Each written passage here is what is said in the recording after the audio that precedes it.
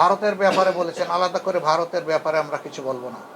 ভারত যেমন একটি দেশ, আমরাও এমন একটি দেশ। ভারত ছাড়াও আমাদের প্রতিবেশী আছে এবং বিশ্বসভায় আরও অনেকগুলো দেশ আছে।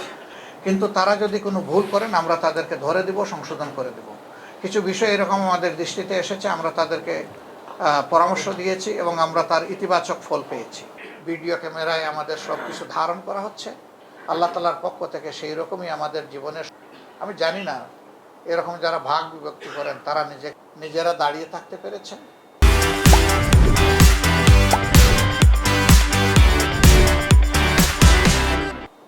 হাসরের দিন ইনশাআল্লাহ তাদের কোনো ভয় এবং দুশ্চিন্তা আল্লাহ রাখবেন না। হযরতে খাদিজা বিনতে খুয়াইলিদ তৈরি হোক, এইভাবে সমাজ ভরে যাক। সেই আমি আপনাদের সহকর্মী হিসাবে আমার উপর আপনাদের আল্লাহ তাআলা এই মাটিটাকে বিশেষভাবে কবুল করুন। আমরা যদি আমাদেরকে ক্ষমা করে দেই, আশা করি আমাদের মাবুদও আমাদেরকে ক্ষমা করবে। দাবান শহীদ হিসেবে তাদের পরিবারগুলোকে আল্লাহ তাআলা উত্তম সবর করার তৌফিক দান করুন। একজনের ব্যাপারে দোয়া কবুল করেছেন, আরেকজনের ব্যাপারে কবুল করেননি। উম্মে হিশামের পরিণতি হয়েছে বদরের কুয়া, যাকে আমরা আবু জাহাল হিসাবে জানি। এই দুইটার সমন্বয় যখন হবে, বারাকা ইনশাআল্লাহ নেমে আসবে। এই জমিনে ইনশাআল্লাহ দিনের বিজয় হবে। শেষ কথাটি কিন্তু কথার কথা নয়, এটা যেন বাস্তবের কথা হয়।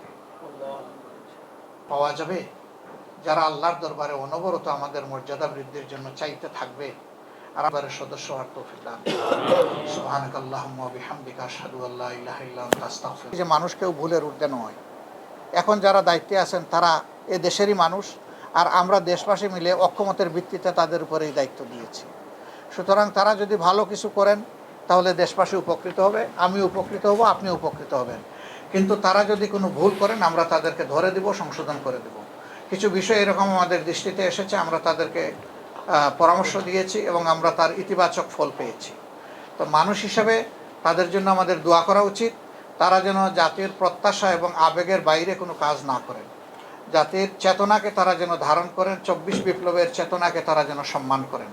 আমরা তাদের কাছে সেইটুকুই আশা করি। তবে আবেগবশত মাঝে মধ্যে দুই একটা জিনিস হয়ে যাচ্ছে, এটা হওয়া উচিত নয়। কি হয়ে যাচ্ছে আপনারা এটা বুঝেন, আমি সব কিছু ভেঙে বলতে চাচ্ছি না। আর আপনি বলেছেন যে দেশবাসীর উদ্দেশ্যে আমাদের কি বক্তব্য, একটাই বক্তব্য যে আসুন আমরা একটা ঐক্যবদ্ধ সমাজ গড়ে তোলার চেষ্টা করি। কোনো বিভক্তি নয়, ঐক্যই হোক এই জাতির সৌন্দর্য এবং শক্তির প্রতীক। ভারতের ব্যাপারে বলেছেন, আলাদা করে ভারতের ব্যাপারে আমরা কিছু বলবো না। ভারত যেমন একটি দেশ, আমরাও এমন একটি দেশ। ভারত ছাড়াও আমাদের প্রতিবেশী আছে এবং বিশ্বসভায় আরও অনেকগুলো দেশ আছে। সবার প্রতি আমাদের একই কথা যে বিশ্বসভার সমস্ত সদস্যরা আমরা মিলেমিশে পারস্পরিক মর্যাদা এবং সমতার ভিত্তিতে আমরা আমাদের সম্পর্ককে সামনে এগিয়ে নিব। একটা কথা বলেছেন যে যৌক্তিক সময় পর্যন্ত আপনারা নির্বাচন, সেটা তো আগে থেকেই বলতেছি। এবং মানে যৌক্তিক সময়টা আসলে কতটুকু?